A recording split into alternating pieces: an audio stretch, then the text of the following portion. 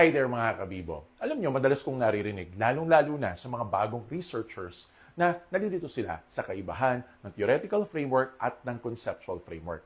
Ang tanong, ano nga ba ang difference ng dalawa? Pag sinabi nating theoretical framework, ito ay isang existing theory na naglalayong ipaliwanag o suportahan ang iyong study. Say for instance, ang iyong focus ng iyong study ay yung academic performance ng mga estudyante sa inyong, sabihin natin, sa inyong paaralan. Ano? Ngayon, ang pwede mong gamitin doon or isa sa mga maaari mong gamitin ay yung tinatawag nating social cognitive theory ni Albert Bandura. Nabanggit ko yung phrase na isa sa mga maaari mong gamitin. Bakit? Kasi madami yan. Ngayon, ikaw na yung bahalang mamili at mag-aral kung ano ba yung best suited o yung pinaka-appropriate para doon sa study mo. Actually, mas napadali yan sa panahon ngayon with the advent of AI, with the help of AI actually.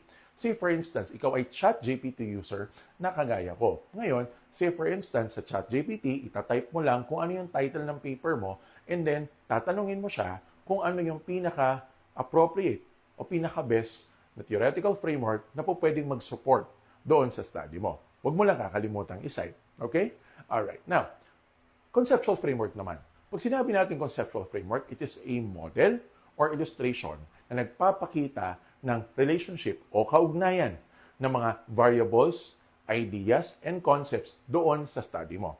Ito ay originally made by you. Alright?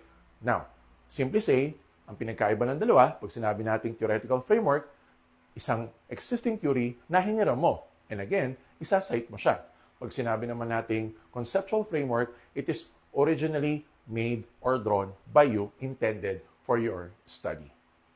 O paano mga kabibo? I hope naliwanagan po ang ating mga kasama pagdating sa kaibahan ng dalawa. See you again next video.